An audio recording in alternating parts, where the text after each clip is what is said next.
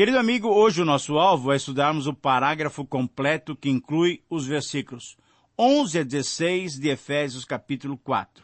Como dissemos anteriormente, a partir do capítulo 4, Paulo demonstra como deve ser a vida cristã daqueles que foram salvos pela graça mediante a fé em Jesus Cristo.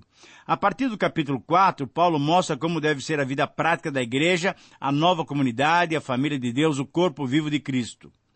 E especificamente nos versículos 11 a 16, que estudaremos hoje, vamos considerar as características de uma igreja madura. Espero que você esteja com a sua Bíblia aberta e tenha condições de me acompanhar na leitura que farei. Eu vou ler Efésios 4, 11 a 16. Assim diz a palavra de Deus. E ele mesmo concedeu uns para apóstolos, outros para profetas, outros para evangelistas e outros para pastores e mestres, com vistas ao aperfeiçoamento dos santos, para o desempenho do seu serviço para a edificação do corpo de Cristo, até que todos cheguemos à unidade da fé e do pleno conhecimento do Filho de Deus, à perfeita varonilidade, à medida da estatura da plenitude de Cristo. Para quê? Para que não sejamos mais como meninos, agitados de um lado para o outro e levados ao redor por todo o vento de doutrina, pela artimanha dos homens, pela astúcia com que induzem ao erro.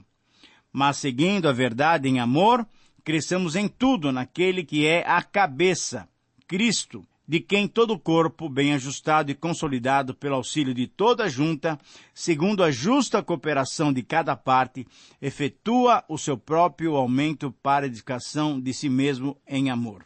Bom, como eu disse há pouco, esse texto nos mostra que o Senhor Jesus tem alvos bem definidos para com sua igreja. Ele a quer madura, uma igreja que sabe evitar as artimanhas de Satanás, que sabe viver em unidade, que sabe valorizar as diferenças e que sabe desenvolver a mutualidade. Por isso eu creio que o melhor título para esse parágrafo é o seguinte: As características de uma igreja madura. Esse é o título que eu quero dar para o nosso estudo, As características de uma igreja madura. Efésios 4, 11 a 16. Esse texto, então, é bem conhecido por todos nós. Na maioria dos cristãos, com certeza, conhece esse texto. Agora, entenda bem, conhecer um texto bíblico não significa compreendê-lo, não significa aplicá-lo, não significa analisá-lo, não significa sintetizá-lo, não significa apenas avaliá-lo. O que é e como conhecer corretamente, então, um texto bíblico? Como fazer isso?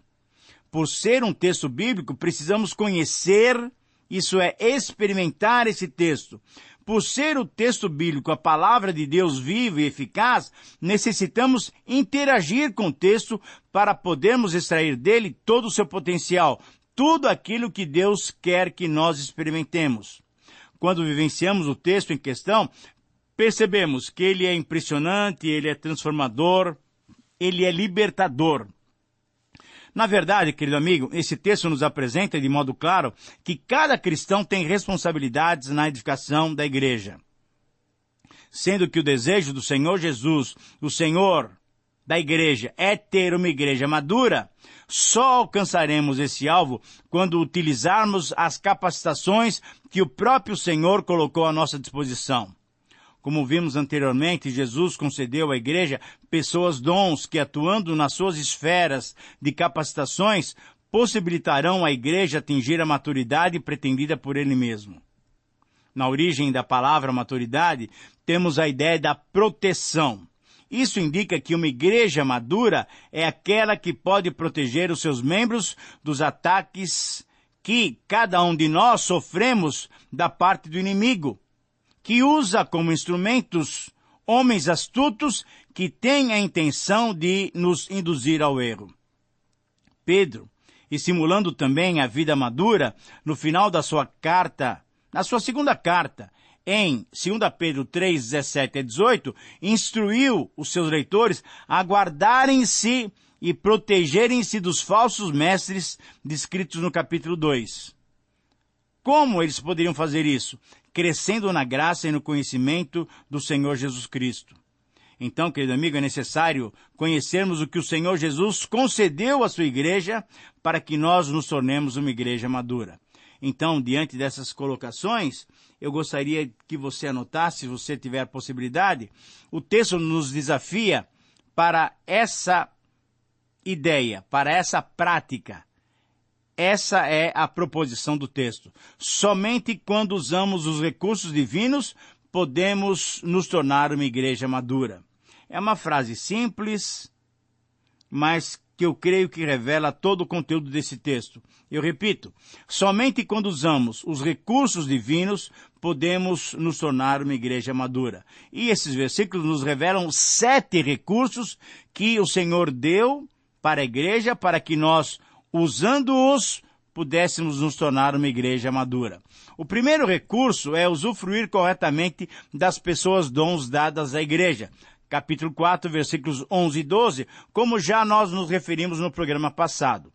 Como nós vimos naquele programa, o Senhor Jesus estabeleceu essas pessoas para liderar a igreja, para desenvolver o ministério quíntuplo, um ministério coletivo, plural, para que o crescimento da igreja se desse equilibradamente.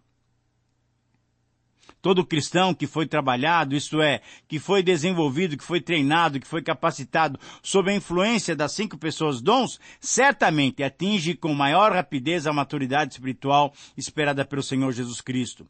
O trabalho das 5 pessoas dons, ou ministério quíntuplo, atuam de uma maneira muito específica.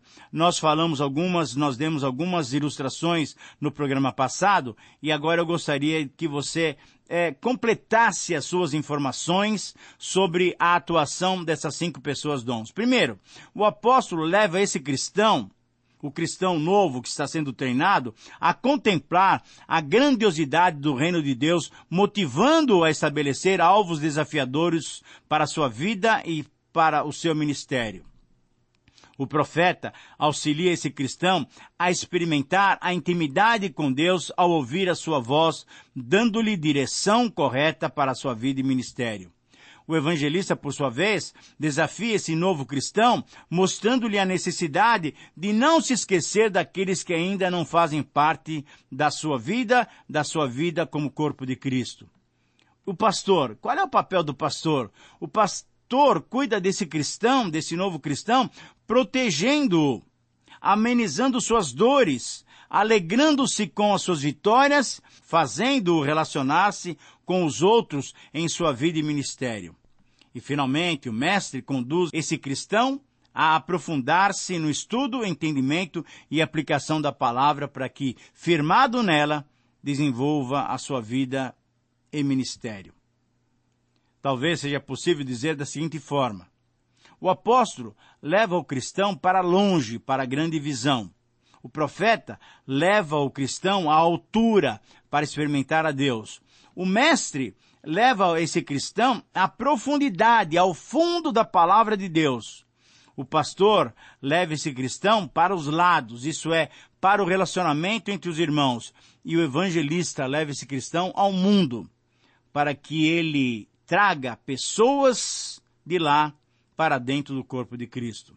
Querido amigo, quando esses 5 componentes do ministério quíntuplo têm condições de atuar para cada um realizar o seu ministério, com certeza a nossa igreja será uma igreja madura. O segundo recurso que o Senhor Jesus tem dado à nossa igreja, a cada uma das suas igrejas, a igreja de Jesus, é ter consciência da necessidade da unidade. Veja o versículo 13. Desse modo, todos nós chegaremos a ser um só na nossa fé e no nosso conhecimento do Filho de Deus. E assim seremos pessoas maduras e alcançaremos a altura espiritual. É assim que o texto bíblico, na linguagem de hoje, diz. Na verdade, nós já somos unidos. Veja lá em 4:3. Pois quem já nos tornou um só corpo foi Deus através do Senhor Jesus Cristo. Em Jesus, a barreira já foi derrubada, fazendo gentios e judeus serem um novo homem. Conforme os primeiros versos do capítulo 4, é através do desenvolvimento das 5 virtudes, humildade, mansidão, longanimidade, suportar uns aos outros e ter amor mútuo, que o cristão mostrará o seu desejo sincero de preservar a unidade que nos proporciona relacionamentos harmoniosos. Ao mesmo tempo em que essa unidade já está estabelecida, temos que alcançar a unidade. É o que diz nesse versículo 13. Ao mesmo tempo em que somos unidos, devemos caminhar em direção da unidade, que deve ser expressa através de 3 maneiras. Devemos buscar a unidade da fé, isso é, todos os membros do corpo de Cristo devem estar vivendo em maturidade, sabendo no que creem e sabendo por que creem. Devemos, em segundo lugar, buscar a unidade do pleno conhecimento do Filho de Deus, isto é, cada cristão que forma o corpo de Cristo deve conhecer experimental e plenamente o seu Senhor. E, em terceiro lugar, devemos buscar a unidade em nos assemelharmos cada vez mais com o varão perfeito, isso é, devemos buscar a unidade em nos padronizarmos à estatura da plenitude de Cristo, à altura espiritual de Cristo. Agora, eu sei que alguém deve estar dizendo, mas esse é um alvo grande demais. Será que é um alvo grande demais? Querido amigo, se o Senhor o colocou, certamente é possível alcançá-lo. Não pelas nossas forças, mas pelo Espírito Santo e pela identificação das nossas funções dentro do corpo de Cristo. Essa unidade só acontecerá a partir do papel de cada um dos membros do corpo de Cristo. Quando identificamos o nosso papel individual, estaremos cumprindo o propósito de Deus para conosco e estaremos alcançando o alvo dele na edificação do corpo. Por isso, embora devamos enfatizar a unidade, devemos lembrar que é na diversidade da atuação, com base nos dons espirituais, que nos fortaleceremos como corpo. Por isso é necessário a caracterização dos capacitadores e dos realizadores. Você se lembra no programa passado que nós mencionamos isso? As 5 pessoas dons, ou ministério quíntuplo, são os capacitadores. E os demais cristãos, os demais santos, são os realizadores. Então, eu gostaria que você conseguisse, pelo menos, entender essas características dos equipadores, isso é, dos capacitadores. Equipadores focalizam seus esforços em desenvolver outros membros para que esses possam servir. Eles ficam satisfeitos quando veem Deus usando alguém que eles equiparam, que eles qualificaram. Os equipadores têm um grande desejo de realizar uma tarefa de ministério em conjunto e paralelamente a outros. Os equipadores dão grande valor e importância àqueles com quem compartilham o ministério. Eles são estratégicos ao selecionar parceiros para o ministério. A paixão dos equipadores é a de posicionar cada um dos crentes num serviço fiel, frutífero e satisfatório. Os equipadores são motivados a treinar, a aperfeiçoar e delegar o ministério a outras pessoas, a outros cristãos. Eles procuram afastar-se, quando necessário, de uma função, permitindo-se ser substituído por outras pessoas, por outros cristãos já qualificados. Equipadores experimentam grande satisfação quando estão equipando ou estão capacitando outros. E eles buscam identificar, treinar, desenvolver, supervisionar e apoiar aqueles que já estão no ministério. Diante de todas essas colocações, uma pergunta que eu gostaria que você respondesse, mas aí é uma pergunta só para você e diante de Deus, é se você é um equipador, se você é um capacitador. Mas eu gostaria também de identificar algumas características dos operadores, isso é, daqueles demais santos que são os realizadores. Esses focalizam seus esforços em servir os outros diretamente. Eles não querem ajudar os outros a aprender como servir. Eles querem servir.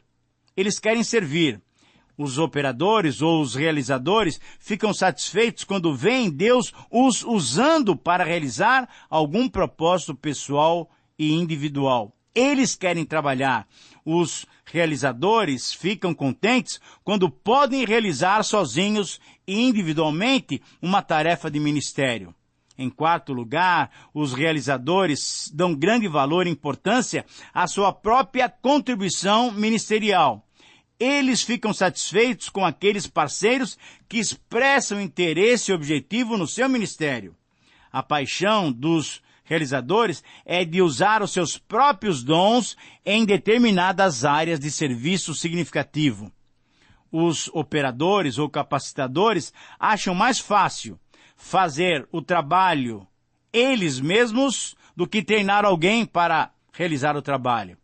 Os realizadores podem deixar um buraco, podem deixar um vazio na equipe de ministério quando eles deixam a função. Por quê? Eles trabalhavam e agora, se eles saírem, fica realmente aquele vácuo. Os operadores ou os capacitadores experimentam grande satisfação quando Deus realiza algo através deles. E, finalmente, os operadores ou capacitadores precisam ser identificados, precisam ser treinados, precisam ser desenvolvidos, precisam ser supervisionados, precisam ser habilitados, precisam ser viabilizados e apoiados para que possam realizar um ministério diretamente. Quando nós percebemos isso, nós então podemos definir qual é a nossa posição. Treinadores, capacitadores ou treinados e realizadores. O terceiro recurso é ter firmeza para resistir às falsas doutrinas. Veja o versículo 14. O propósito é não sermos mais infantis na vida cristã.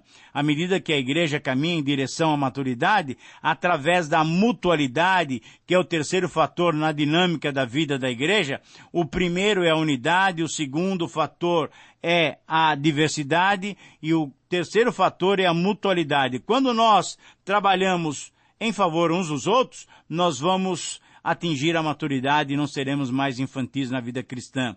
O propósito, então, é resistirmos os ataques dos falsos mestres. Por isso, o quarto recurso é saber que os instrumentos que o Senhor concedeu devem ser usados corretamente.